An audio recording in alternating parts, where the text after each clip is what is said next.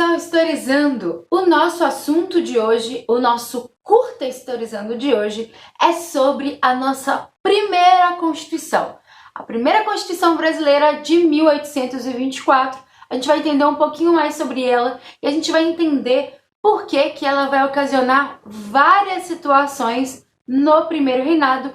E também vamos resolver uma questão do Enem sobre essa Constituição. Então, se eu fosse você, continuava assistindo esse vídeo e aproveitava, se inscrevia, curtia e conferia o Instagram do Historizando, que é @historizandotati. Lá eu vou fazer conteúdos inéditos, então já segue por lá também. Para falar da nossa primeira Constituição, a gente tem que entender que ela durou todo o processo do período imperial. Como assim? Primeiro, a gente tem que lembrar da independência do Brasil em 1822. E se você está lembrando mais ou menos, vou deixar nos cards um vídeo, um curto Historizando especial sobre a independência do Brasil. Nessa independência, a gente acaba, então, além de dar destaque à elite brasileira, então, lideranças da elite brasileira, a gente tem um destaque maior ainda para o Dom Pedro I, que então se transforma em imperador do Brasil e acaba então sendo o personagem principal da nossa independência. Uma reflexão importante sobre esse processo de independência é que nós, o Brasil, se tornou um país monarquista perante a vários países republicanos. Nesse século XIX rolou a independência de praticamente toda a América, mas nós acabamos sendo a única monarquia de fato.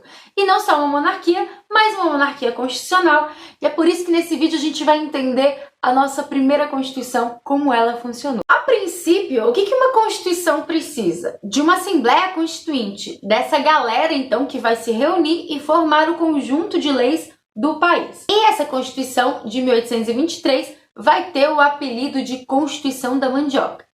Oi, Tati, mas espera aí, que negócio é esse de mandioca e tem mais? Eu achava que a Constituição era de 1824.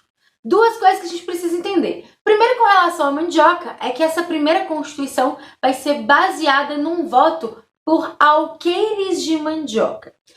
É o seguinte, naquela época, a maioria da elite brasileira são grandes latifundiários. E esses latifundiários, além de produzirem os produtos aí para exportação, um dos maiores exemplos que a gente conhece é a cana-de-açúcar e o café, a gente tem também a produção da mandioca, que é a base alimentícia do Brasil. Você curte mandioca? Você sabe quantos subprodutos tem a mandioca? Qual que é o seu subproduto preferido da mandioca? Nossa, para mim é difícil, mas eu gosto de uma tapioca, viu? Continuando, como a base alimentícia era então a mandioca, aqueles que possuíam terra, muita terra, também possuíam plantações de mandioca. E aí acabava limitando esse voto. Por isso o apelido Constituição da Mandioca.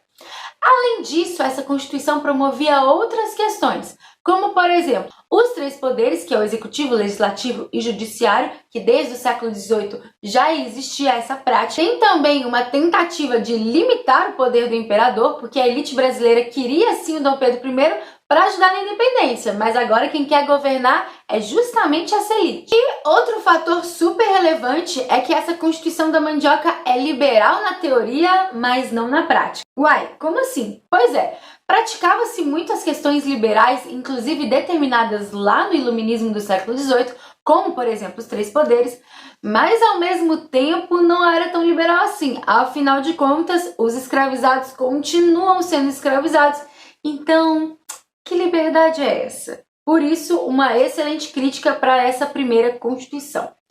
Mas, Tati, por que então 1824 e não 1823? Essa Constituição da Mandioca não foi de fato a nossa Constituição, porque em novembro de 1823 o Dom Pedro manda fechar a Assembleia Constituinte e inclusive prender alguns dos deputados que estavam lá.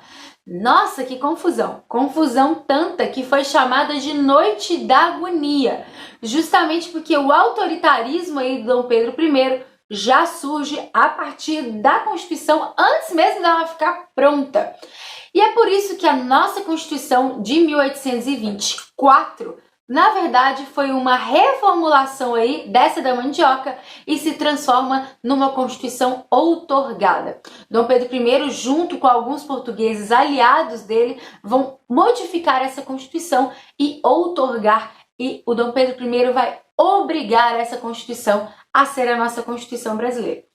Então, olha que louco!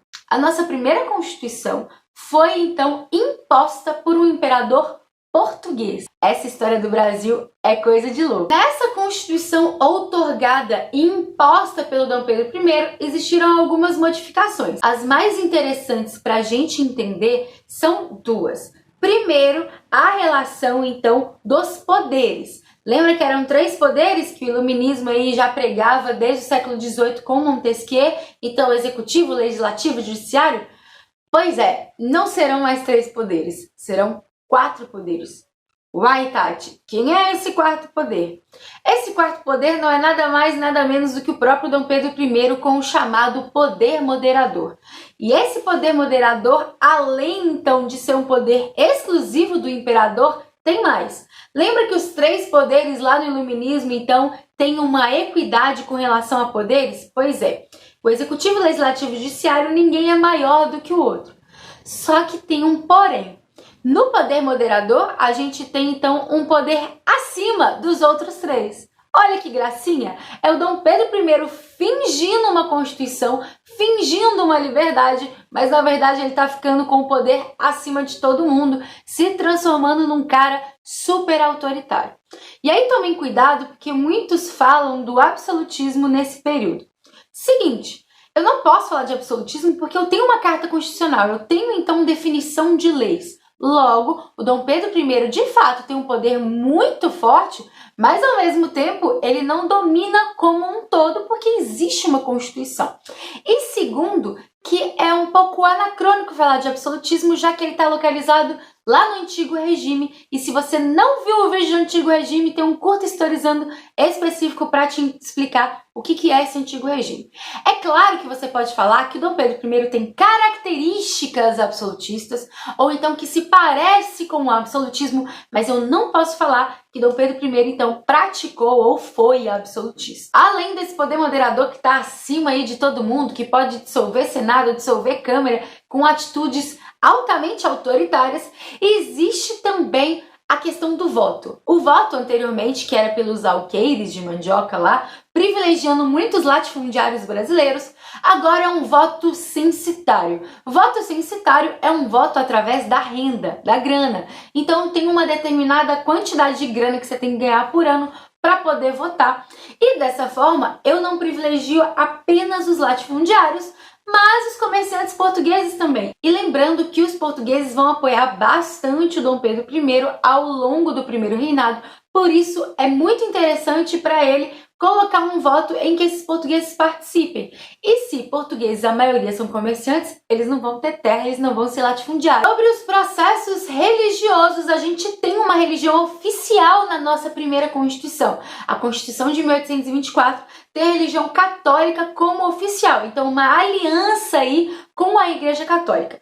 E não só isso, não quer dizer que as pessoas não poderiam ter outras religiões, mas esses cultos religiosos diferentes dos católicos tinham que ser praticados dentro de casa. Então você não tem liberdade aí de espalhar a sua religião, mas você pode praticar dentro da sua casa, quietinho, sossegado. Outra coisa importante dessa aliança do Dom Pedro I com a Igreja Católica é que a Igreja vai conceder os poderes do padroado e do beneplácito, e a partir daí Dom Pedro I, e não só o Dom Pedro I, mas durante todo então o período imperial, o imperador brasileiro tem poderes de nomear cargos importantes, como por exemplo os bispos, e não só isso, mas tem poder também de olhar assim a ordem papal e falar pode ou não pode. E, para quem já conhece vídeos aqui do Historizando, sabe que o Pedrinho II, filho de Dom Pedro I, teve problemas com isso. Não conhece? Vou deixar nos cards um vídeo sobre o Segundo Reinado. Quiser saber mais sobre o Segundo Reinado aqui no canal, comenta aqui pra mim o que você quer saber do Pedrinho II. Essa é basicamente a nossa primeira Constituição, a Constituição de 1824. Se você quer saber mais sobre outras constituições brasileiras, comenta aqui pra mim qual você tem mais curiosidade de entender, que eu faço um curta especial pra você. E lembrando que essa Constituição, e não só ela, mas o comportamento do Dom Pedro I, principalmente com relação ao poder moderador, leva todo o período do primeiro reinado com vários conflitos. A Confederação do Equador é um deles, e justamente essa questão do Dom Pedro I ter uma popularidade baixa com relação aos brasileiros e ter então uma defesa maior com relação aos portugueses que estão aqui no Brasil.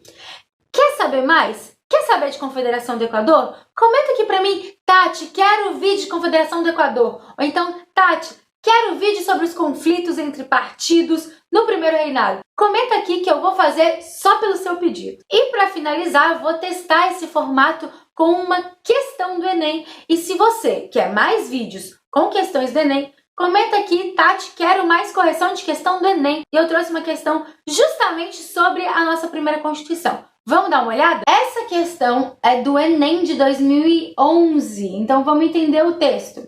Artigo 92. São excluídos de votar nas assembleias paroquiais. 1. Os menores de 25 anos, nos quais não se compreendam os casados e oficiais militares que forem maiores de 21 anos, os bacharéis formados e clérigos de ordens sacras. Artigo 4º. Os religiosos e quaisquer que vivam em comunidade claustral. 5º. Os que não tiverem de renda líquida anual 100 mil réis por bens de raiz, indústria, comércio ou empregos. Constituição Política do Império do Brasil, 1824. Vamos à pergunta. A legislação espelha os conflitos políticos e sociais do contexto histórico de sua formulação. A Constituição de 1824 regulamentou o direito de voto dos cidadãos brasileiros com o objetivo de garantir. Gente, quem quiser, dá um pause e faça a questão sozinho ou sozinha, mas a partir de agora eu vou comentar, incluindo a resposta. Vamos lá! Primeiro, com relação à letra A.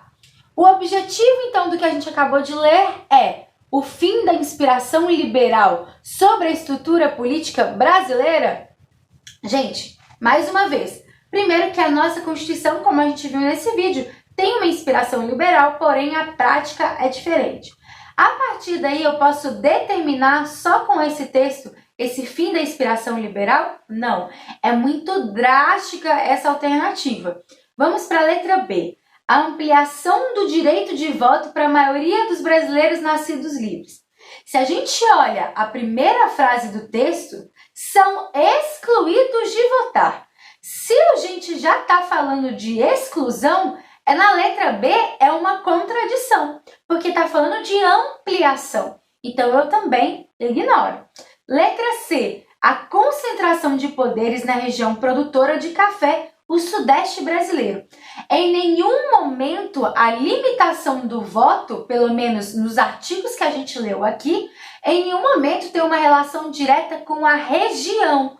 Não está excluindo região nenhuma de votar. Você tem algumas, então, características para esse votante, mas não inclui aonde ele mora, onde ele está localizado. Letra D. O controle do poder político nas mãos dos grandes proprietários e comerciantes. Opa, essa aqui é interessante. Primeiro que a aluna historizando que acabou de ver o vídeo sabe que, de fato, essa Constituição vai limitar justamente para aqueles que têm renda. E aqueles que têm renda são, então, grandes proprietários e comerciantes. Mas, se você ainda está na dúvida, a gente pode colocar, então, o parágrafo 5º aí, ó. Os que não tiverem de renda líquida anual 100 mil réis por bens de raiz, indústria, comércio ou empregos. Logo, se você não tem essa grana, meu querido, você não vai votar. E por último, mas não menos importante, a letra E. E aí tem que tomar cuidado porque muita gente ali, ó, marca a letra E. Olha lá. a diminuição da interferência da Igreja Católica nas decisões político-administrativas. Mas, Tati, quando eu fui ler o parágrafo 4º, tá assim: os religiosos e quaisquer que viviam em comunidade claustral. Pois é, mas os religiosos não como um todo. A comunidade claustral aí é, então, esse requisito.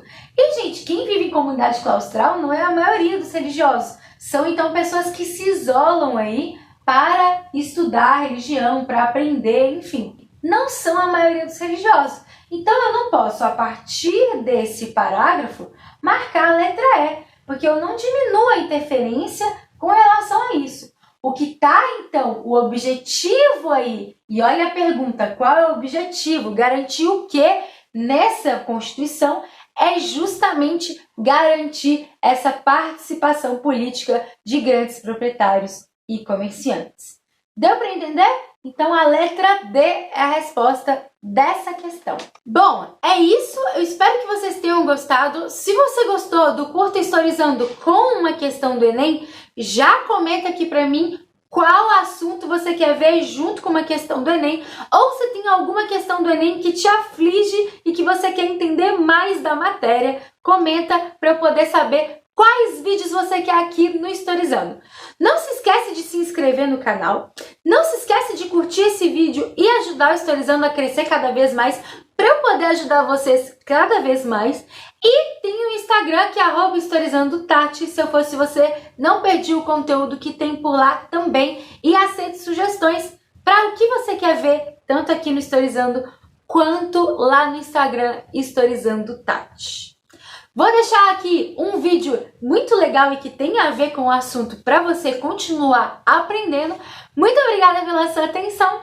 Um beijo e até a próxima! 3, 2, 1.